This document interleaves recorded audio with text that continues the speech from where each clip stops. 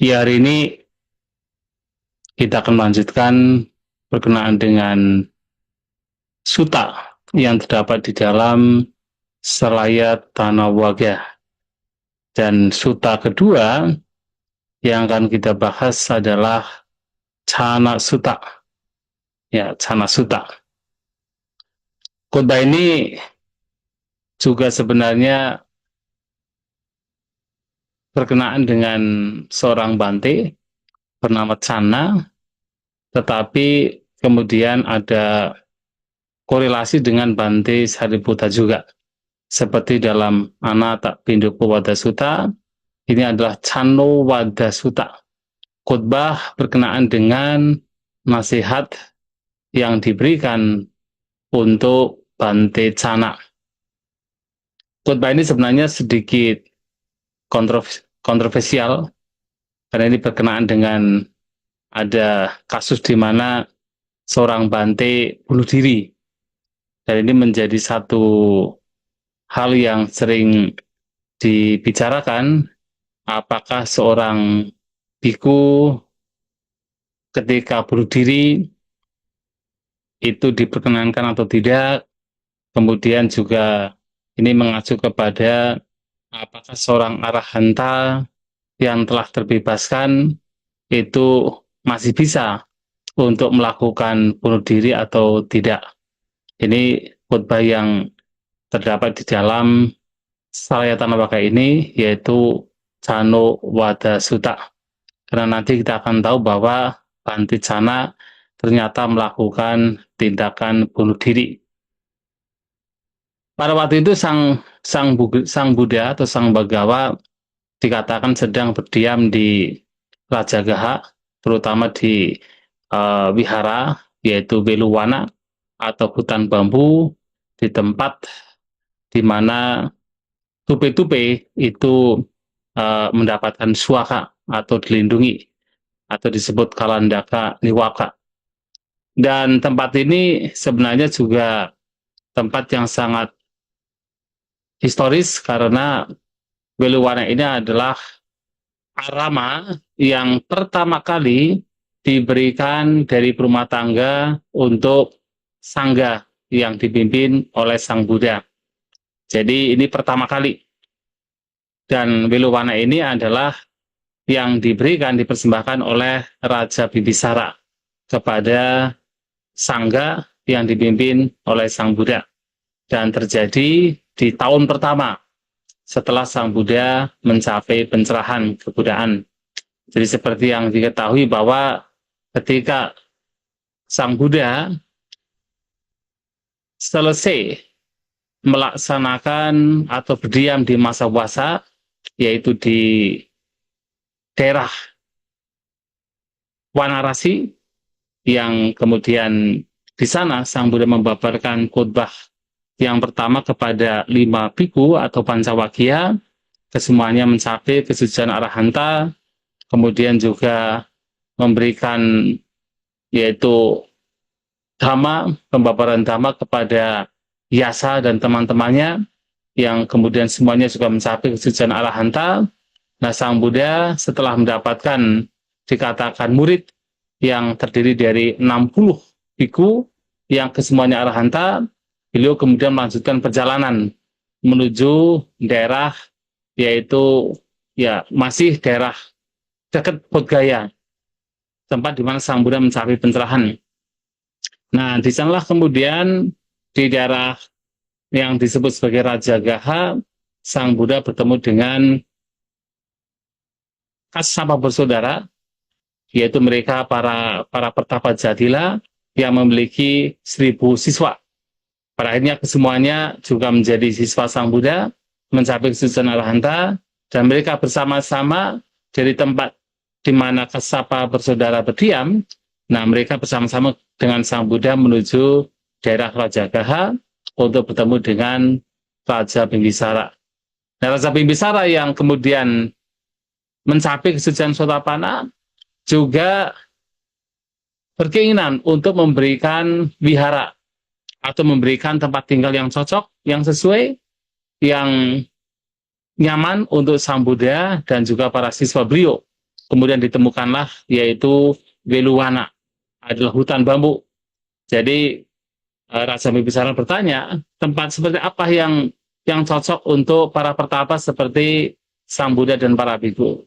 Maka tempat tersebut adalah tempat yang tidak terlalu dekat dengan kampung, tapi juga tidak terlalu jauh dengan pemukiman. Yang sunyi, baik di malam hari ataupun di siang hari. Maka Weluwana adalah tempat yang cocok demikian, sesuai dengan kriteria yang sesuai oleh para pertapa. Nah, di sini juga Sang Buddha dikatakan ya sering berdiam di Weluwana, dan banyak peristiwa yang terjadi di daerah Weluwana, termasuk misalnya ya ketika Bhikkhuni Sangga sudah dibentuk. Nah, salah satu dari istri Raja Bibisara yaitu Ratu Khema juga pernah yaitu datang ke Weluwana mencapai kesucian Sotapana dan akhirnya mencapai kesucian Arhanta ketika menjadi seorang bhikkhuni. Ini juga salah satu kejadian yang ada di Weluwana, dan banyak sekali kejadian, termasuk kalau saat ini kita masih dalam masa Magha Puja. Nah, Magha Puja atau berkumpulnya sekitar 1250 siswa Sang Buddha yang kesemuanya Arhanta juga terjadi di Weluwana. Nah, pada waktu itu Sang Buddha berdiam di Weluwana, di tempat suaka bagi tupe-tupe yang berdiam di sana. Dan dekat Weluwana juga ada satu tempat yang sering digunakan oleh Sang Buddha dan juga para siswanya untuk berdiam. Dan juga oleh para siswa yang belum mencapai kesucian biasanya lebih cocok berdiam di tempat ini. Ini tidak jauh dari Weluwana, yang dikenal sebagai Gijakuta atau puncak burung nasar atau puncak burung pemakan bangke. Jadi kalau nanti suatu saat mungkin atau Wusu mungkin sudah pernah ke India berziarah, nah di sana akan berkunjung ke Weluwana, yang kemudian juga pasti berkunjung di Gijakuta atau puncak burung nasar. Itu tidak terlalu jauh dengan Weluwana. Artinya masih bisa ditempuh dengan jalan kaki, walaupun kalau jalan kaki mungkin bisa 1 zaman, tapi masih bisa ditempuh dengan jalan kaki. Nah, pada waktu itu, beberapa siswa Sang Buddha, yaitu termasuk Bante Sariputta, Bante Mahacunda, dan juga Bante Chana, itu sedang berdiam di puncak burung nasar. Jadi di gunung, katakan gunung bebatuan, puncak burung nasar. Nah, di sana, pada waktu itu, Bante Chana itu sedang mengalami sakit yang parah. Jadi sedang menderita sakit yang parah seperti yang terjadi pada Anathapindika yang tadi ya dalam Anathapindika Wada Sutta itu telah disampaikan. Nah, saat itu Bante Sariputta di sore hari katakan setelah bangun dari meditasinya, kemudian mendatangi Bante Mahacunda dan berkata kepada Bante Mahacunda untuk mengunjungi Bante Chana yang pada waktu itu sedang sakit. Itulah kenapa tadi saya menyampaikan Bante Sariputta ini sangat peduli dengan para Bante lain yang sedang sakit. Biasanya ketika ada Bante lain itu sakit, itu Bante Sariputta ini berkunjung untuk memberikan seperti nasihat dhamma.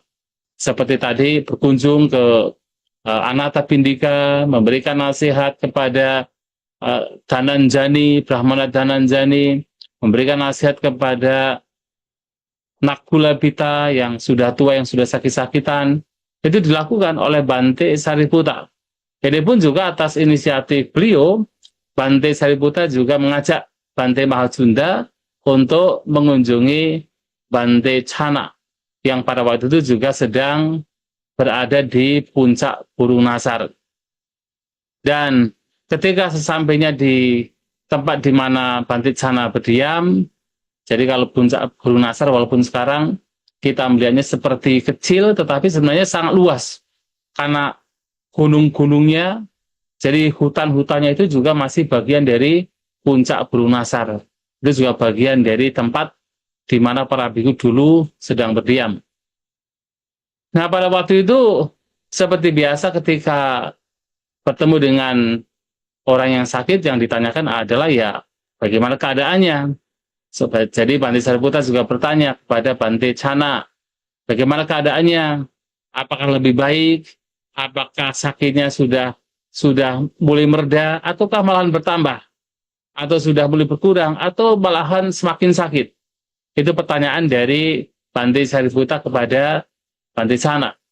Tapi kemudian Bante Chana menjawab bahwa sakitnya itu tidak berkurang, tidak mereda, tetapi bertambah.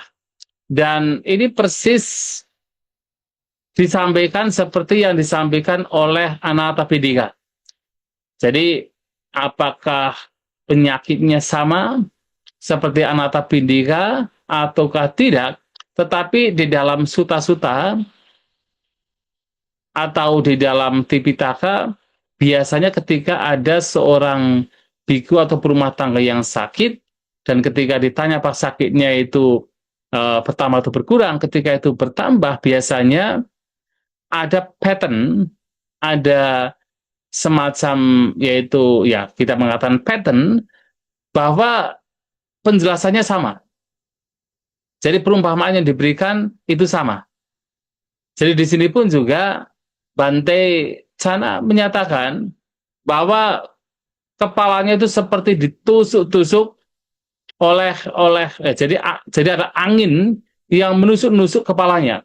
Jadi seperti ada seorang yang kuat yang membelah kepalanya dengan benda tajam, demikian pula angin begitu tajamnya menusuk-nusuk kepalanya. Demikian pula perumpamaan yang kedua. Jadi seperti halnya ada seorang yang begitu kuat mengikat kepalanya dengan ikatan dengan tali yang kuat sehingga kepalanya menjadi sakit sekali. Demikian pula perasaan sakit yang dideritanya. Seperti halnya demikian. Dan seperti halnya ada seorang penjagal sapi atau muridnya yang terampil dalam menjagal sapi, yang membelah perut dari sapi tersebut dengan benda tajam. Nah, demikian pula ada angin yang begitu menusuk-nusuk, seperti membelah perutnya. Nah, jadi juga perumpamaan seperti halnya ada dua orang yang kuat yang membawa seseorang yang lemah, kemudian dibawa ke tempat pembakaran dengan bara api yang panas, sehingga akan merasakan panas dari bara api tersebut. Demikian pula badannya juga terasa panas demikian. Jadi ia menceritakan, Bante ini menceritakan betapa sakitnya itu tidak berkurang tetapi justru bertambah. Dan karena sakitnya bertambah itulah, maka Bante Chana ini mengatakan bahwa ia akan bunuh diri. Satang awu Sariputa ahari sami nawakang kami jiwitanti. Jadi, wahai sahabat Sariputa, saya akan menggunakan senjata, menggunakan pisau. Saya tidak mengharapkan lagi kehidupan. Jadi akan melakukan bunuh diri. Ya tentu ketika ada seorang biku yang mau bunuh diri, ya tentu Bante lainnya mesti mencegah agar Bante tersebut tidak melakukan tindak bunuh diri. Maka Bante Sariputa juga berusaha untuk mencegah Bante Chana untuk melakukan bunuh diri. Mayasma Chano Satang Aharesi, wahai sahabat Chana, jangan menggunakan pisau. Ya, jadi jangan melakukan bunuh diri. Nah, kemudian ditambah, jadi daripada demikian, apapun yang Bante Chana inginkan, kami akan berusaha untuk memenuhi. Kalau misalnya Bante Chana membutuhkan makanan, kami akan mencarinya untuk Bante Chana. Kalau Bante Chana ingin membutuhkan obat-obatan, maka kami juga bisa mencarinya obat-obatan untuk Bante Chana. Kalau misalnya Bante Chana ingin mendapatkan yaitu kapia atau pembantu yang cocok, maka kami pun juga bisa mencarikan pembantu yang cocok. Maka jangan untuk melakukan bunuh diri. Itu ditawarkan oleh Bante Sariputa kepada Bante Cana untuk supaya tidak bunuh diri. Jadi apapun yang Bante Cana mungkin membutuhkan makanan, membutuhkan obat-obatan, membutuhkan pembantu supaya bisa membantu Bante Cana, nanti akan dicarikan. Tetapi kemudian Bante Cana menjawab bahwa beliau tidak membutuhkan makanan, tidak membutuhkan lagi obat-obatan, tidak membutuhkan lagi yaitu teman atau upadaka atau orang yang membantunya yang cocok. Karena sebenarnya sudah mendapatkan semuanya. Jadi sudah mendapatkan semua, makanan sudah ada, obat-obatan sudah ada, pantai lain atau biku lain yang membantunya itu juga sudah ada, maka sudah tidak membutuhkan lagi. Nah, sehingga Bante Cana ini tetap ingin melakukan bunuh diri. Dan ketika ingin bunuh diri, Bante Cana ini juga mengatakan bahwa kalaupun ia melakukan bunuh diri, ia melakukannya jadi menggunakan pisau atau menggunakan senjata itu tanpa celah. Nah, di sini sangat menarik karena Bante Cana mengatakan bahwa kalaupun ia melakukan bunuh diri atau menggunakan pisau untuk bunuh diri, menggunakannya tanpa celah. Mengapa demikian? Jadi Sang Buddha pernah menyampaikan pula bahwa ada dua jenis kematian. Ketika kematian seseorang, ia meninggal, tetapi batinnya masih penuh dengan noda, maka dia meninggal dengan celah. Jadi kalau meninggal dengan batin yang penuh dengan noda batin, maka meninggal dengan celah. Tapi kalau kemudian ia meninggal tanpa ada noda batin, atau meninggal dengan batin yang tercerahkan, batin yang terbebaskan, alias mencapai kesucian arahanta, maka dikatakan orang demikian meninggal tanpa celah. Nah, di sini kita bisa berargumen atau bisa katakan beranalogi bahwa Bante Cana ini merasa dirinya sudah mencapai kesucian arahanta. Maka walaupun kemudian ia akan bunuh diri, Bante Cana menyampaikan bahwa beliau bunuh diri menggunakan pisau tanpa celah.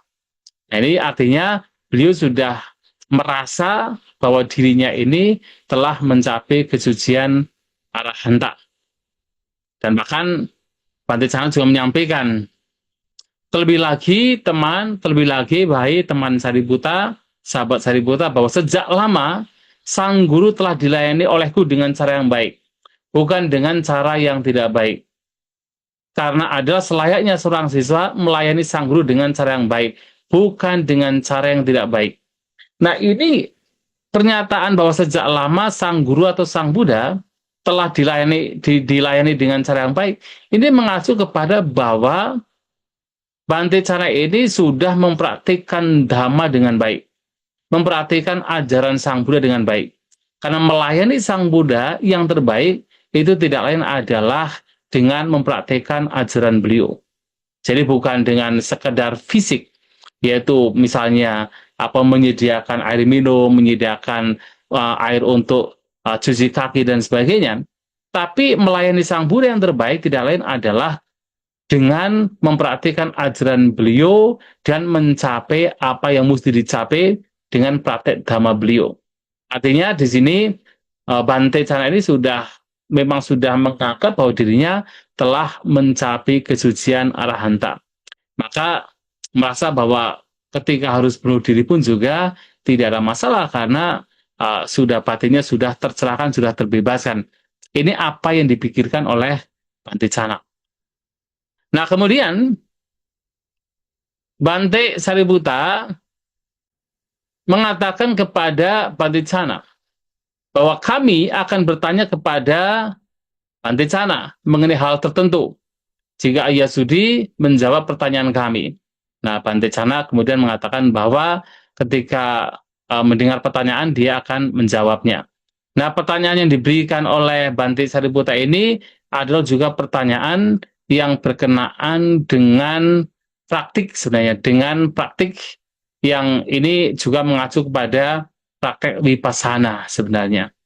Nah, di sini pertanyaannya adalah Cakung awusocana, caku winyana winyana tabedhame, tang mama, eso hamasmi, eso me atati, samanupasasi.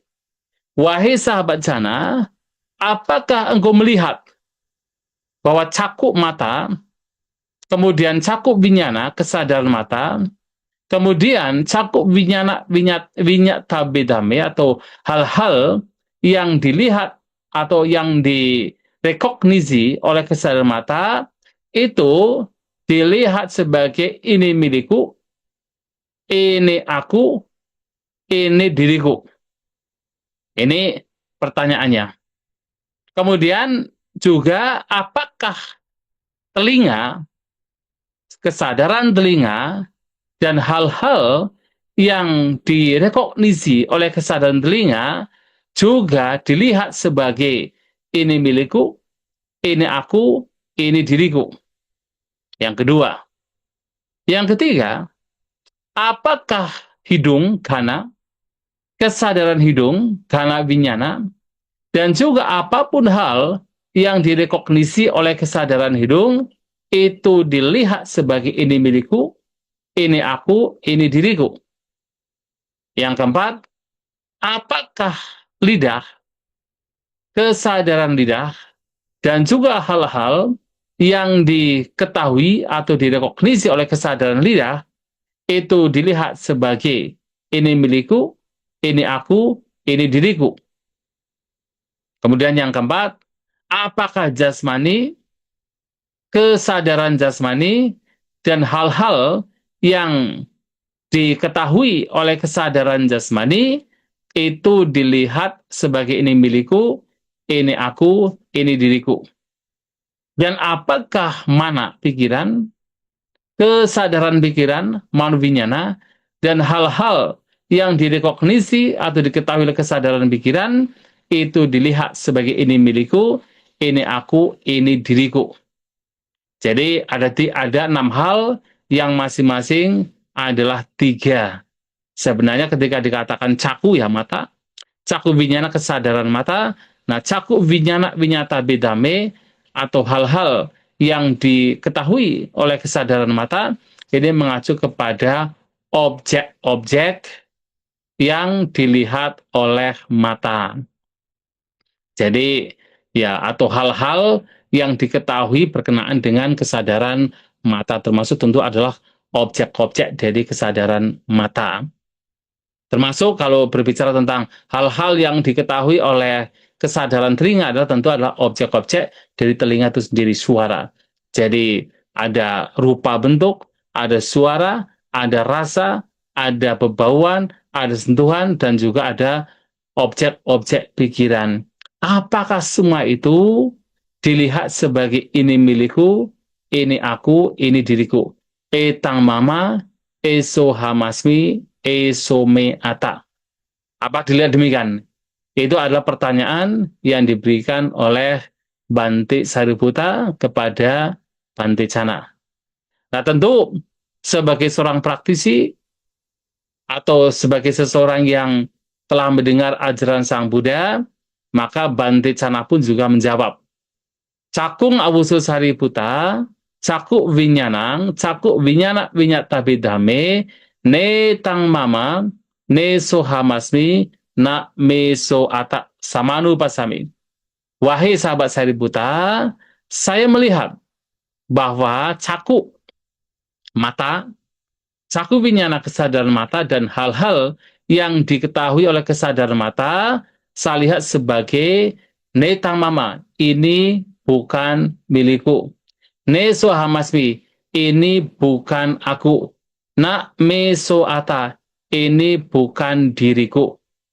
Dan demikian pula hal-hal lain, yaitu berkenaan dengan telinga, dengan kesadaran telinga, dan hal-hal yang diketahui oleh kesadaran telinga, dengan yaitu hidung, rasa, jasmani, pikiran, beserta kesadarannya masing-masing, dan hal-hal yang diketahui oleh kesadaran dari masing-masing, yaitu indera, itu pun juga dilihat sebagai netang mama, nesohamasmi, nak meswata.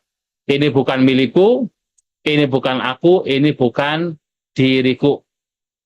Nah, tiga hal ini seperti yang sudah saya sampaikan, yaitu berkenaan dengan tiga hal yang sebenarnya mengacu kepada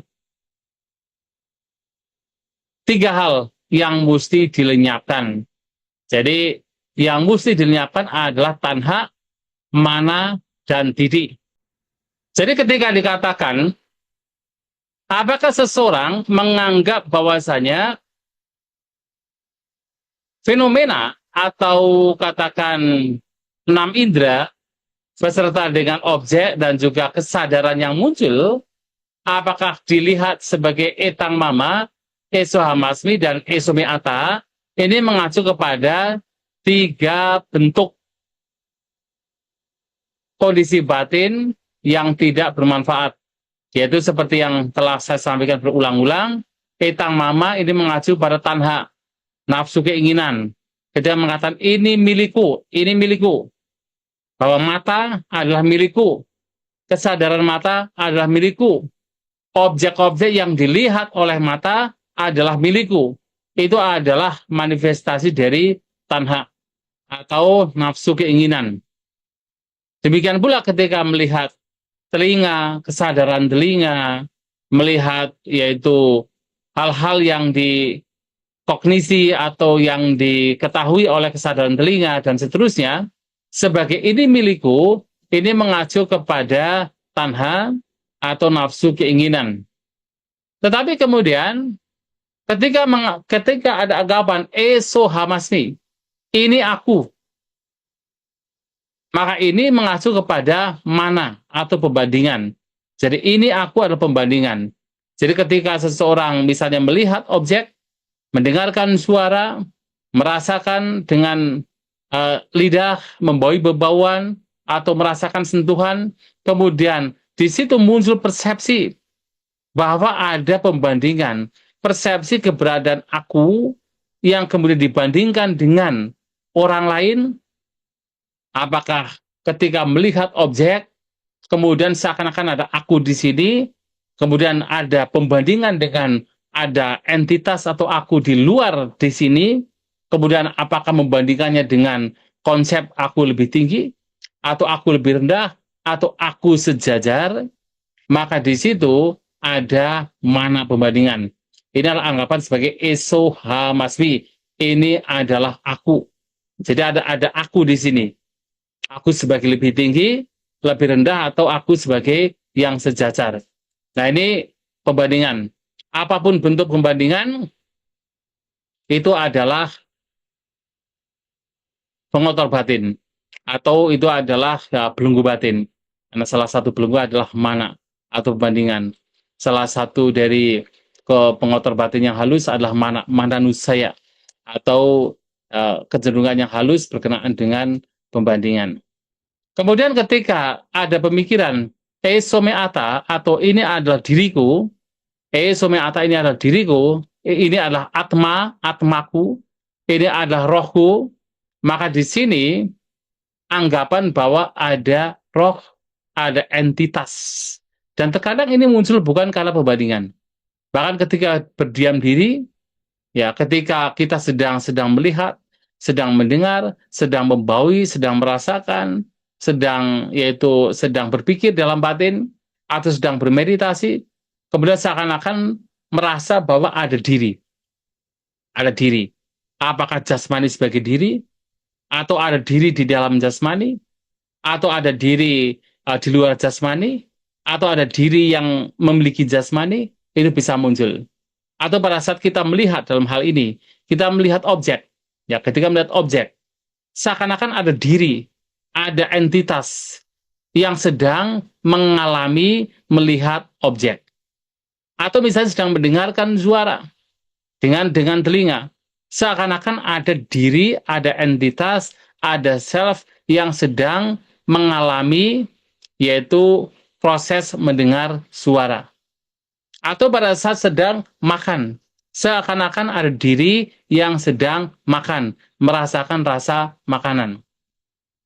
Demikian pula pada saat membawi, pada saat bersentuhan, pada saat berpikir, ketika muncul persepsi atau pandangan bahwa ada diri di dalam yaitu pengalaman-pengalaman demikian, maka itu disebut sebagai didik atau pandangan salah berkenaan dengan self atau diri. Maka ketika kita mengatakan etang mama, eso hamasni, eso meata, ini milikku, ini aku, ini diriku, maka di situ sudah ada 3 bentuk kotoran batin yang merupakan manifestasi dari tanha, mana, dan didik. Dan seperti yang sudah disampaikan berulang-ulang, bahwa 3 hal ini tidak lain adalah papanca, atau proliferasi pikiran, atau pelamban pikiran, yang membuat pikiran atau batin tidak bisa melihat dengan jelas, yaitu objek sebagaimana adanya, atau tidak bisa melihat dengan jelas bahwa segala sesuatu adalah anicca, dukkha, dan juga anatta. Nah, tetapi kemudian ketika dikatakan bahwa apapun hal yang berkenaan dengan 6 indera, beserta objek-objeknya dan juga kesadarannya, sebagai apa? Netang mama, ne sohama semelami suata, ini bukan milikku, ini bukan aku, ini bukan diriku, ini mengacu kepada lenyapnya tanha, mana, dan juga didik. Jadi tidak adanya nafsu keinginan, mana pembandingan, dan juga pandangan salah berkenaan dengan diri. Nah, dalam kitab komentar untuk Cana Wadusutta ini, untuk bisa melihat ini sebagai bukan milikku, bukan aku, bukan diriku, memang disampaikan dalam kitab komentar, seseorang mesti melihat tidak lain 3 karakteristik dari segala fenomena. Yang tidak lain adalah melihat anicca, dukkha, dan anatta. Ini juga sudah saya sampaikan sebelumnya, bahwa untuk bisa memahami, katakan kalau di atas di dalam Anatta Pindika Wadusutta, untuk tidak bisa bergantung pada, untuk supaya kesadaran tidak bergantung pada apapun objek, apapun fenomena, maka seseorang harus melihat anicca, dukkha, dan anatta. Nah, bergantung di sini adalah yaitu dalam konteks kesadaran tidak bergantung pada tanha, mana, didik, nafsu keinginan, pembandingan, dan juga pandangan yang salah. Maka seseorang harus melihat anicca, dukkha, dan anatta. Nah, demikian pula di sini dalam kitab komentar juga dikatakan hal yang sama, bahwa untuk bisa melihat ini bukan milikku, ini bukan aku, ini bukan diriku, maka seseorang mesti harus melihat anicca, dukkha, dan anatta. Jadi kalau betul-betul seseorang melihat ketidakkekalan, lantas apa yang kemudian bisa dianggap sebagai ini milikku? Kalau mengatakan ini milikku, itu hanya sebagai konvensional. Ya, konvensional. Secara realitas, apa yang dikatakan sebagai milikku? Kalau ternyata apa yang menjadi pengalaman semuanya tidaklah kekal. Ketika berbicara yaitu mata, mata tidak kekal. Kesadaran mata tidak kekal. Dan hal-hal yang diketahui oleh kesadaran mata juga tidak kekal. Ketika itu tidak kekal, bagaimana seseorang kemudian mengatakan ini milikku? Mengapa bahwa sesuatu sebagai milik? Sedangkan yang dikatakan sebagai milik adalah tidak kekal. Maka seseorang akan melihat itu sebagai netang mama. Ini bukan milikku. Jadi tidak ada kepemilikan yang sebenarnya. Karena segala sesuatu sifatnya adalah tidak kekal. Segala sesuatu sifatnya adalah tidak permanen, berubah.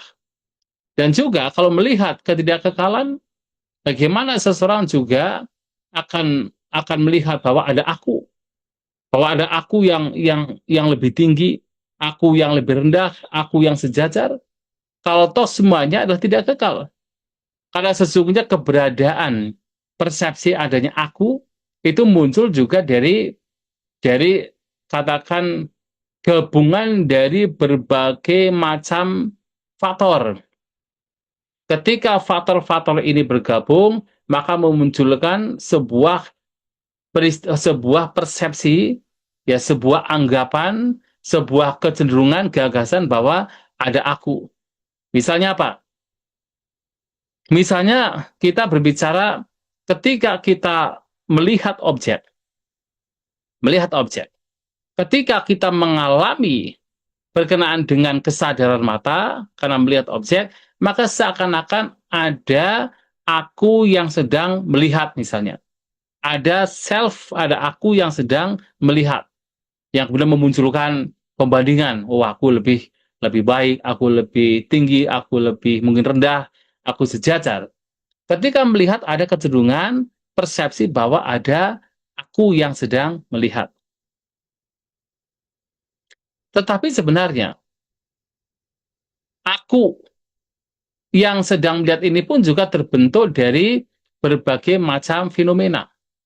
Sang Buddha mengatakan begini dalam khotbah tertentu. Pengalaman melihat itu, ini salah satunya. Pengalaman melihat itu muncul dari ketika seseorang, di situ ada beberapa faktor. Ada mata, ada objek, dan ada tajuk tajuk samanahara, atau ada perhatian. Perhatian dari pikiran. Ada mata yang tidak rusak, ada objek yang berada di wilayah di mana mata bisa melihat, dan ada perhatian. Ketika ketiganya muncul, maka memunculkan yaitu kesadaran mata. Artinya mata bisa melihat. Ada objek yang dilihat.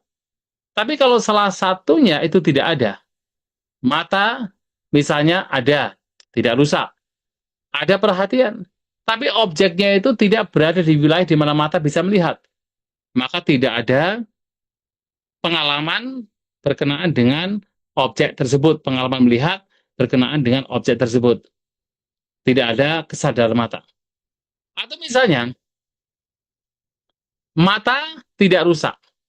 Objek juga berada di wilayah di mana mata bisa melihat, tapi tidak ada perhatian. Maka juga tidak akan terjadi kesadaran mata. Atau misalnya, objek berada di wilayah di mana mata bisa melihat.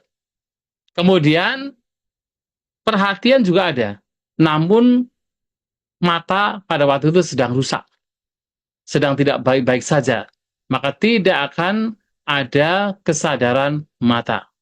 Maka melihat ini muncul dari berbagai macam faktor.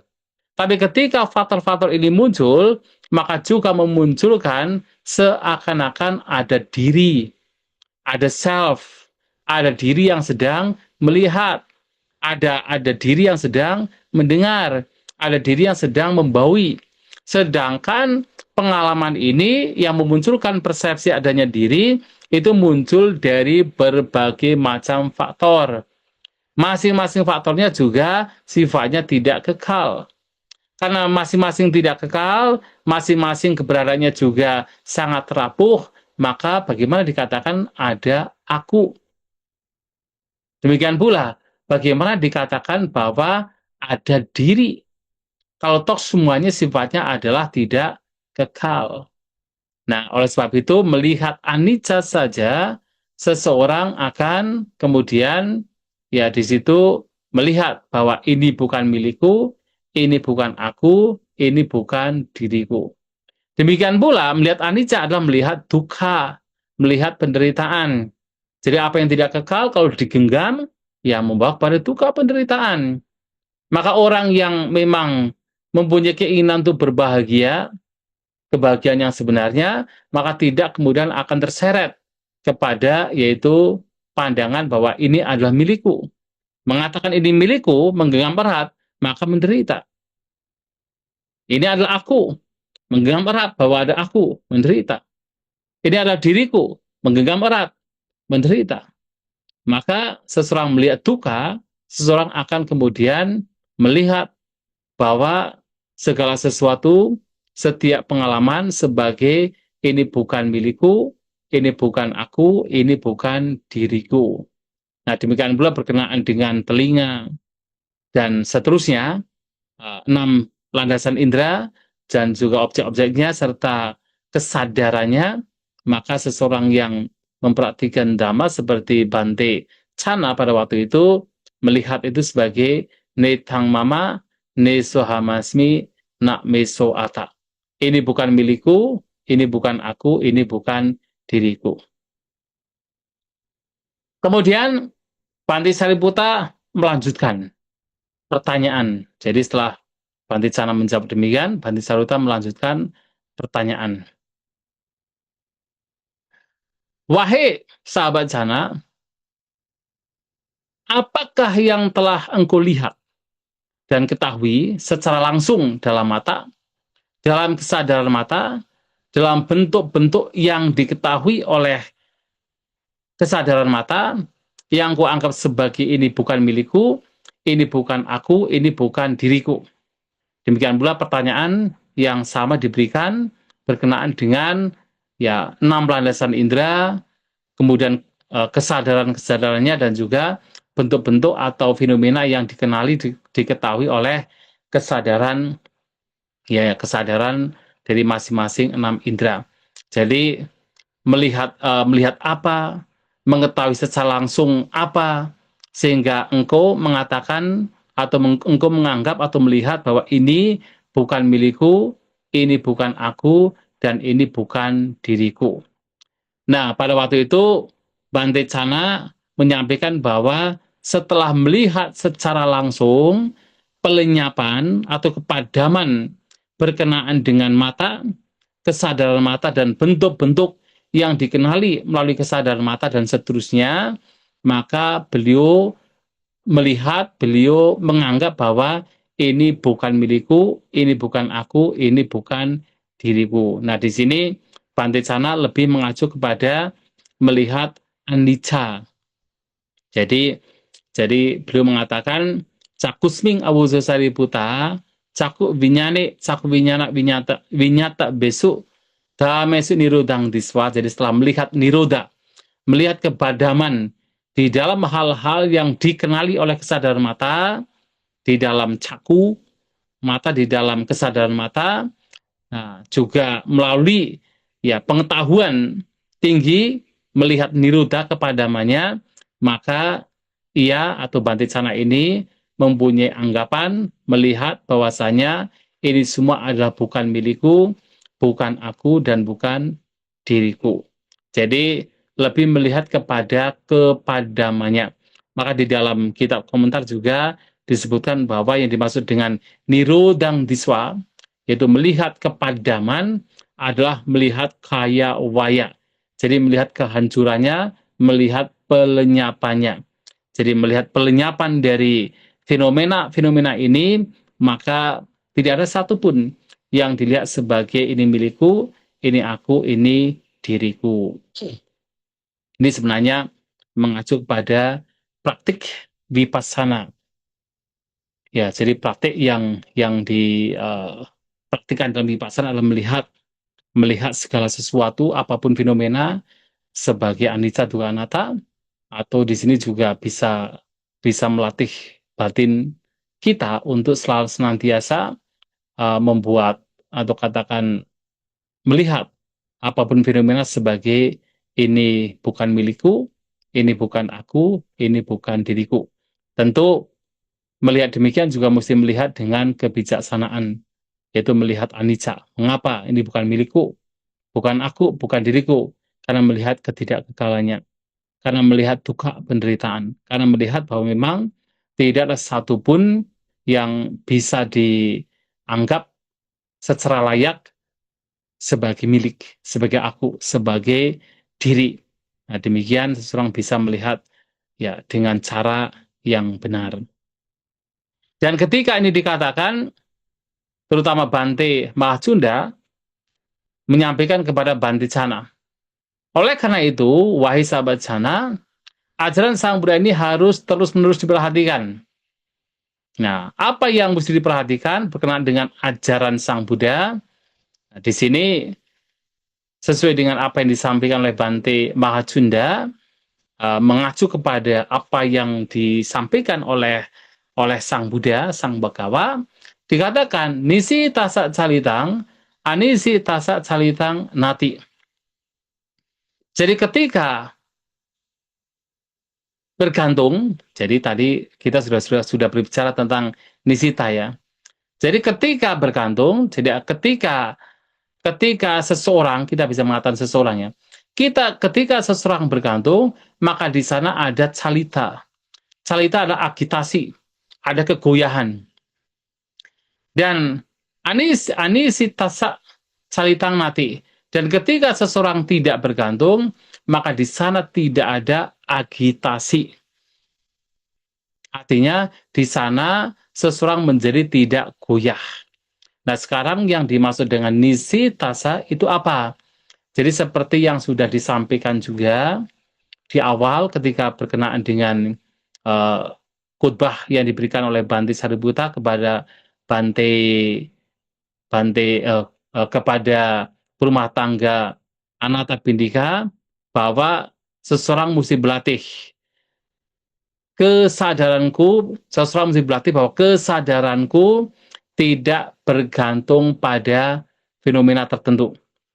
Nah, yang dimaksud dengan tidak bergantung, lagi-lagi tidak memunculkan tanha, mana, dan didi. Artinya terhadap apapun hal, seperti yang tadi telah disampaikan, terhadap 6 landasan indera, terhadap objek-objek indera, terhadap kesadaran indera, yang disampaikan di dalam khutbah ini, Cana Wadu Sutta. Dan kalau kita mengacu kepada khutbah yang diberikan Bante Sariputta kepada rumah tangga Anathapindika, maka tidak hanya sampai pada kesadaran mata. Bahkan apapun fenomena, termasuk nanti berkenaan dengan rasa, berkenaan dengan perasaan, berkenaan dengan pancakanda secara keseluruhan, maka seseorang tidak lagi bergantung. Tidak lagi memunculkan tanha, mana, didi. Melatih batinnya untuk tidak melihat fenomena, apapun fenomena, sebagai tanha atau berkenaan dengan tanha, mana, dan juga didi. Karena begitu ada tanha, mana, didi, maka batin menjadi teragitasi. Batin menjadi goyah. Jadi ketika ada tanha, nafsu keinginan, ada mana, ada didi, maka batin menjadi goyah. Tapi ketika batin tidak bergantung lagi, di sana tidak ada tanha, nafsu keinginan, tidak ada didi, pandangan salah, tidak ada mana, pembandingan, maka batin juga tidak menjadi goyah. Ini si tasa calitang mati. Jadi batin tidak menjadi calitang ada goyah atau teragitasi. Calite asati pasati. Dan ketika di sana batin itu menjadi goyah, maka tidak akan mungkin muncul pasati ketenangan. Tapi begitu batin itu tidak goyah, maka di sana muncul pasati ketenangan. Jadi kalau batinnya goyah, ketenangan tidak muncul. Tapi ketika batinnya tidak goyah, maka muncul ketenangan. Nah, jadi akan muncul ketenangan. Nah, dalam kitab komentar, ketenangan yang di sini bisa 2 hal. Yaitu apa? Ketenangan dalam hal yaitu jasmani, dan juga dalam hal batin. Tapi ada juga ketenangan yang mengacu kepada kilesa pasadi. Atau kilesanya itu menjadi redam. Jadi ketika di sini batin tidak goyah lagi, maka kilesa menjadi redam. Maka disebut kilesa pasadi, atau ketenangan berkenaan dengan ya kilesa, pengotor batin. Dan ketika di sana ada pasadi, ada ketenangan, maka nati nahoti. Jadi pasadia sati, nati nahoti. Jadi pasadia sati, ketika ada ketenangan, maka nati nauti. Nati adalah kecenderungan. Kecenderungan itu tidak akan ada. Kecenderungan di sini adalah kecenderungan untuk terlahir lagi. Jadi kecenderungan untuk dilahirkan kembali itu tidak ada. Nah, sebelum ini juga sebenarnya kata calita yang adalah goyah, ini juga mengacu pada tanha. Ya, jadi ketika seseorang bergantung, maka muncul kegoyahan. Ketika muncul kegoyahan, maka tidak muncul pasadi. Tapi ketika kegoyahan tidak tergantung, maka tidak ada kegoyahan. Ketika tidak ada kegoyahan, maka akan muncul pasadi, ketenangan. Dan ketika ketenangan itu muncul, maka di sana akan ya tidak ada lagi kecenderungan. Kecenderungan untuk dilahirkan. Nah, natiya asati agati gati nahoti. Dan ketika kecenderungan itu tidak ada, maka tidak ada terjadi datang dan pergi. Jadi ada agati datang, gati pergi. Yang dimaksud datang dan pergi ini mengacu kepada pati sandi vinyana. Artinya kalau tidak ada kecenderungan untuk dilahirkan, maka di sana tidak memunculkan pati sandi vinyana. Tidak ada pati sandi. Tidak ada kesadaran yang menjadi penghubung antara satu kehidupan dan kehidupan selanjutnya. Nah, ketika tidak ada datang dan pergi, tidak ada pati sandi vinyana, maka tidak akan muncul yaitu kemunculan dan pelenyapan dan kemunculan. Ini mengacu kepada kelahiran kembali. Kematian dan kelahiran kembali tidak akan muncul. Ya, cutu papato. Cutu adalah kematian, upapato adalah kelahiran. Tidak ada kematian dan kelahiran. Tidak ada pelenyapan dan juga kemunculan. Nah, jadi ini adalah urutannya. Dan ketika tidak ada kematian dan kelahiran atau kemunculan, pelenyapan dan kemunculan, maka tidak ada alam sini, tidak ada alam mendatang, dan tidak ada di keduanya, di antaranya. Di alam sini sekarang, alam sini. Alam mendatang, nak hurang, alam mendatang, tidak ada. Nah, na ubaya mantarina, tidak ada yang ada di antaranya. Ini mengacu kepada tidak ada lagi proses kelahiran. Jadi setelah kematian ada kelahiran. Di tengah-tengahnya, di dalam prosesnya sudah tidak ada lagi. Esewanto dukasa. Jadi ini adalah akhir dari penderitaan. Ini nasihat Bante Mahajunda kepada Bante Cana. Jadi setelah mendengarkan apa yang disampaikan oleh Bante Sariputta dalam percakapan dengan Bante Cana, maka Bante Mahajunda menyampaikan kepada Bante Cana untuk senantiasa memperhatikan, selalu memperhatikan apa yang menjadi nasihat dari Sang Buddha. Nasihatnya adalah anisitasa calitanati, ketika tidak bergantung, maka tidak akan muncul agitasi. Ketika tidak ada agitasi, maka di sana akan muncul ketenangan. Ketika muncul ketenangan, maka di sana tidak ada kecenderungan. Nah, ketika tidak ada kecenderungan, maka di sana tidak ada datang dan pergi. Nah, ketika tidak ada kecenderungan untuk dilahirkan, maka tidak ada ya datang dan pergi, tidak ada kelahiran. Tidak ada patisandi vinyana. Ketika tidak ada patisandi vinyana, maka atau tidak ada datang dan pergi, atau tidak ada patisandi vinyana, maka tidak ada kematian dan juga kelahiran. Ketika tidak ada kematian dan kelahiran, maka tidak ada alam sini. Tidak ada alam mendatang. Tidak ada, yaitu di antaranya. Tidak ada proses kelahiran itu sendiri. Maka inilah yang disebut sebagai akhir dari penderitaan. Nah, ini nasihat Bante Mahajunda kepada Bante Cana. Nah, setelah memberikan nasihat singkat yang disebut sebagai Owada, maka Bante Sariputta, Bante Mahajunda meninggalkan Bante Cana. Dan ternyata tidak lama setelah Bante Sariputta dan Bante Mahajunda meninggalkan tempat tersebut, Bante Cana tetap melakukan bunuh diri. Jadi memotong lehernya untuk melakukan bunuh diri. Dan itulah kemudian Bante Sariputa mendatangi Sang Buddha, kemudian duduk di satu sisi, menghormat Sang Buddha duduk di satu sisi, dan bertanya kepada Sang Buddha. Jadi Bante Cana telah menggunakan pisau untuk bunuh diri. Nah, kemanakah yaitu gati atau destinasi atau kemanakah Bante Cana ini dilahirkan? Karena waktu itu Bante Sariputra tidak tahu kalau Bante Cana ini telah mencapai kesucian arahanta. Nah, Sang Buddha mengatakan, Nanu te Sariputra, canena biguna samuka ewa anupawajata piyakata. Wahai Sariputra, bukankah Bante Cana telah mengatakan bahwa di depan yaitu Bante Sariputra, bahwa akan bunuh diri dengan tanpa celah. Nah, itu Sang Buddha menyampaikan kepada Bante Sariputra. Tapi Bante Sariputra menjawab bahwa